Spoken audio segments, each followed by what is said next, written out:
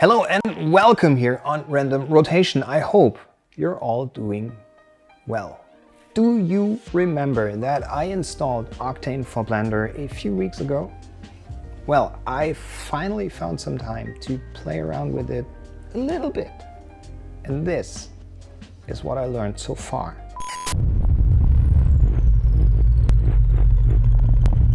First things first, I owe all this Octane knowledge that makes me seem smarter than I actually am to this YouTube channel here. Final result. And I highly recommend checking it out, and don't forget to subscribe if you like what you see.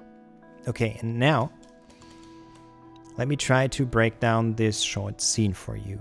Some of you probably also remember this spaceship here. I created it using the Shipwright add-on for Blender. For those interested, I'll put the link to that video in the description below, and it should also appear in the upper right corner right now.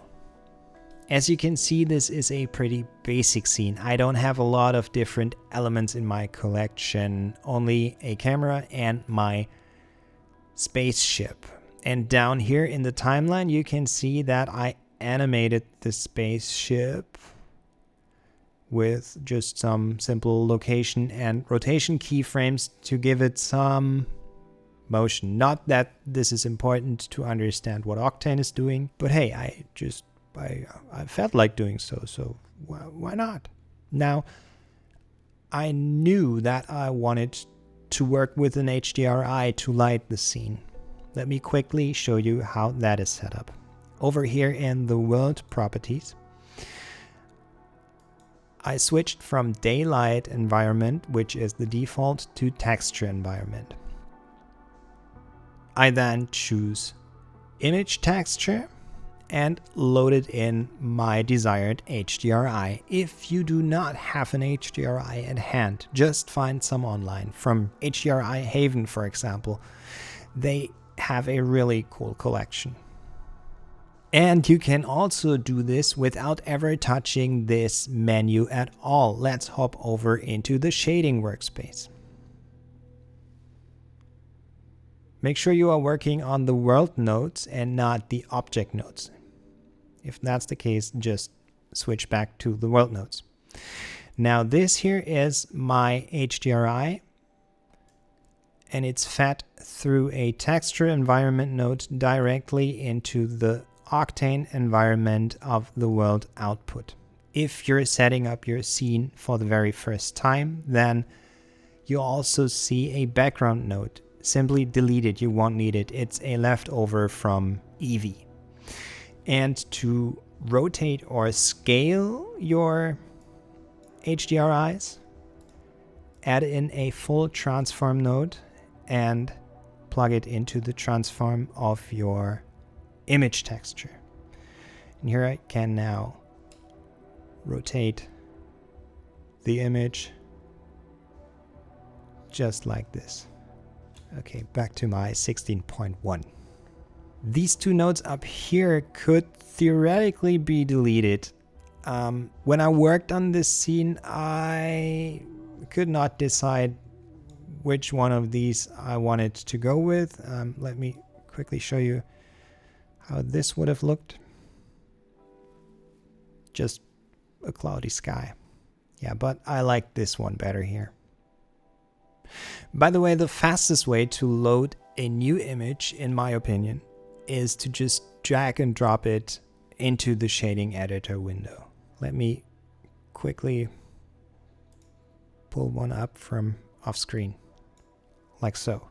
And now, as I'm demonstrating this, I recognize something I should have mentioned before.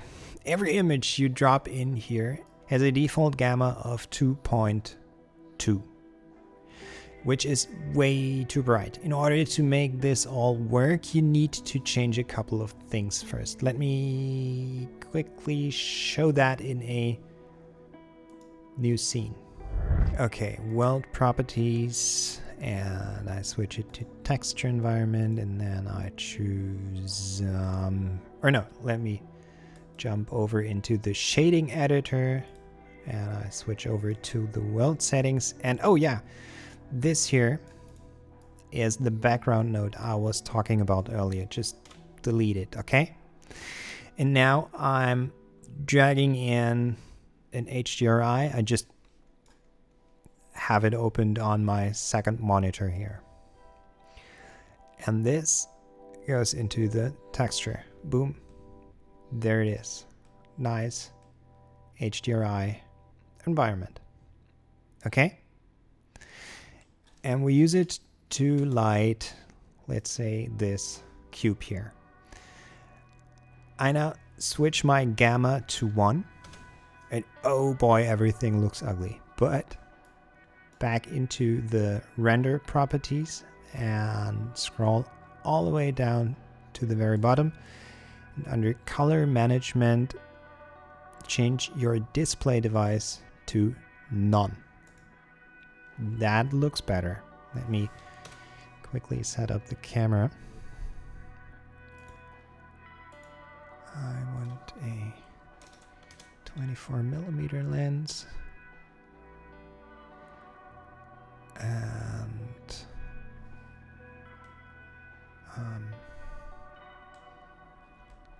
let's position it here, maybe.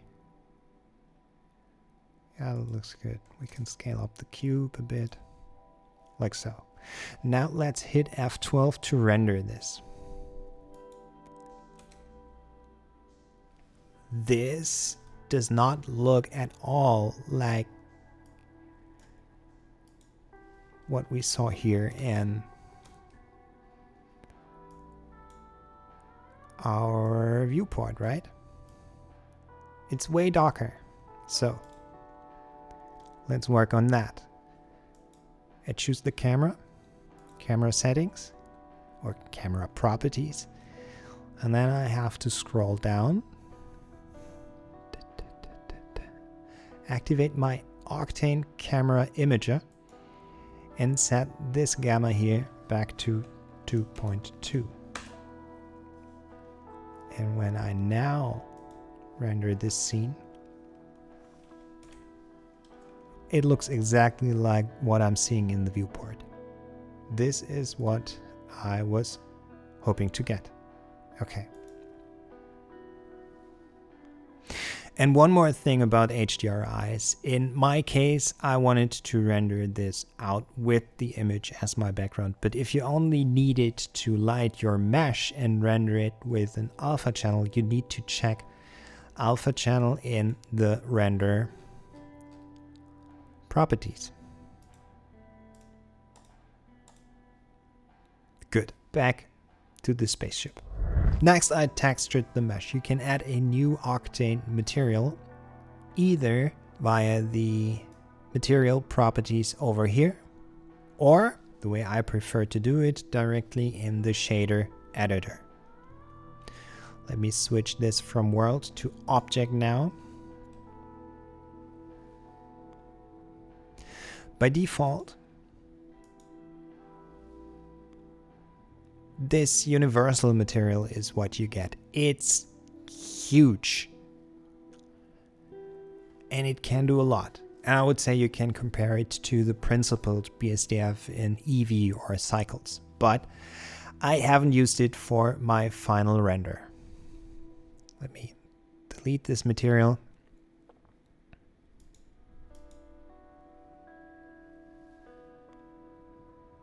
I have two materials on the spaceship. This rusty metal one and one for the lights at the bottom of the ship. While we're here, let's just start with this one. It's a simple diffuse plugged into the surface of the material output. That alone did not create a light source. I needed a black body emission node. Plug that into the emission, and that's it. And in order to change the color of the light, I had to add this RGB spectrum texture. Here you can now change the light to whatever you want. I like that orange. back to my orange. It's important to mention that mesh lights only shine in the direction that the normals are facing. So if you don't see your plane shining, rotate it or click on double-sided. That will do the trick as well.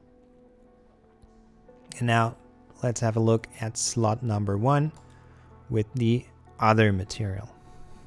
That again is very basic, nothing super fancy here. It's a glossy material, and I found some nice 8K metal textures online. Opened the color, plugged it into the diffuse, opened the roughness into the roughness, and opened the normal map into the normal. I also had a displacement map, but ended up not using it. Instead, I used the method I showed you in last week's video. I opened a height map, plugged that into a texture displacement, and from there into my displacement input. Let me unplug it so you can see what this is doing. It's adding a lot more detail to the mesh itself. Displacement in Octane is... ooh, I love it. And this is real displacement. Super cool. And one more thing, a texture displacement node by default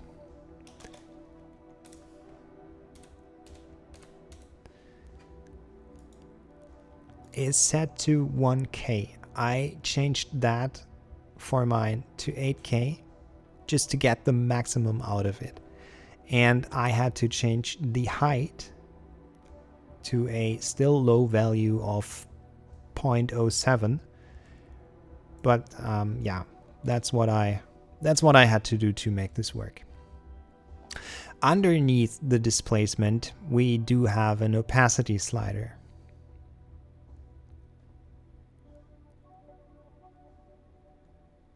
Pretty handy. And underneath that, we have the smooth check box. If this box is not checked, you'll have a hard time to smooth out your meshes. The typical Blender smoothing does not work in Octane.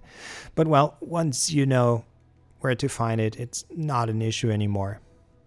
At least I think so. The round edges is not plugged in at the moment. I could do this once for you. It won't change a whole lot. So I can, let me just delete it. But what is it doing? It is creating a fake beveled look to your edges. In this case, I don't need it because I beveled my edges long before I even installed Octane. So no need for that, but it looks super cool. And if I would have known about this little cool node before, I probably wouldn't have done that. Who knows? Yeah, fake bevel. And that's honestly all there is to it, material-wise. But another thing I did was to add some nice effects in the camera properties. Let me quickly show you. There's definitely a lot to explore and talk about over here, but to be honest, I only used a handful of options, and those can be found when you scroll almost all the way down. I activated the Octane post-processing. Let me show you a before and after. This is my scene with and without the post effects. I added some bloom.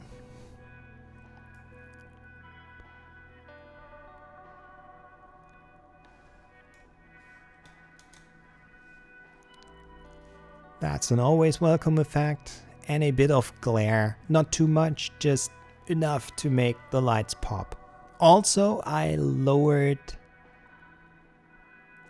the hot pixel removal. By default it's set to 1, and I lowered mine to 0.6, which got rid of a lot of those fireflies. And as you can see here, somewhere in the process, I decided to lower the gamma to 1.7. Well, okay. And then it was time to render my animation. In the layer properties, here, I activated some extra passes, like the emitters and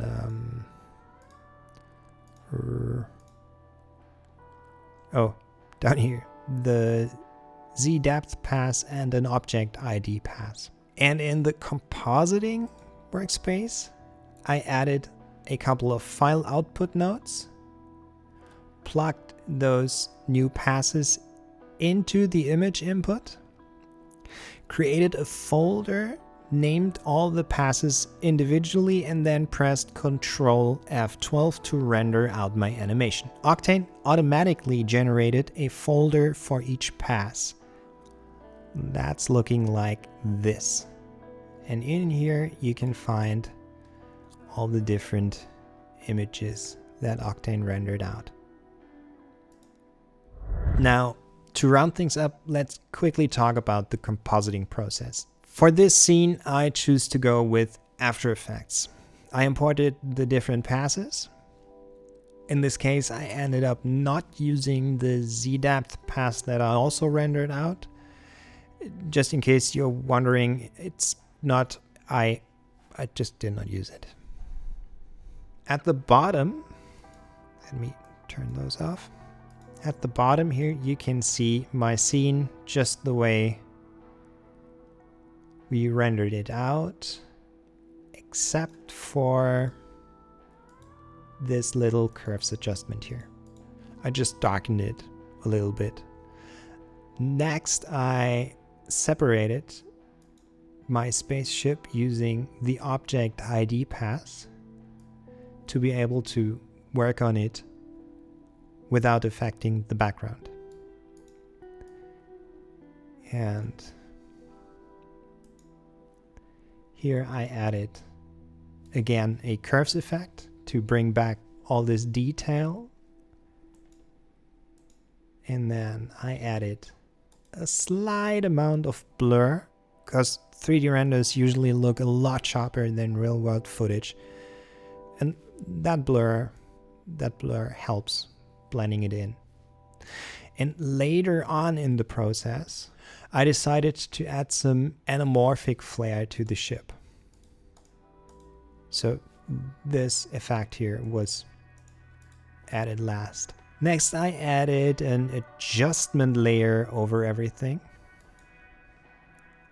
and used Matched Bullet looks and film convert to create the final look of this scene.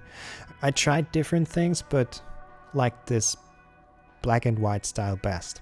And my final step in After Effects was to add in my emission path to the comp.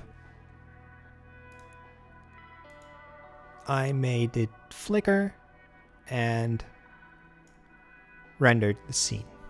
Last but not least, I imported the render into Premiere, added some sci-fi engine sound effects that I lazily downloaded from Artlist, to be honest. And that's it.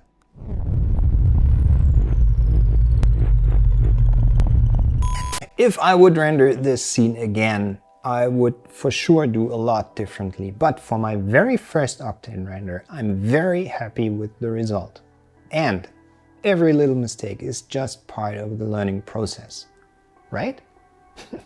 If you want to dive deeper into Octane for Blender, I once again highly recommend visiting Final Result. Great channel. He really goes into a lot of details that I haven't even touched on in this video here. And if you like what you see, then subscribe to him. Why not? And while you're at it, subscribe to this channel here as well. It does not hurt, and it's really appreciated. Thanks a lot, and thanks for watching. Thumbs up if you liked it. I'll see you next week. Bye for now.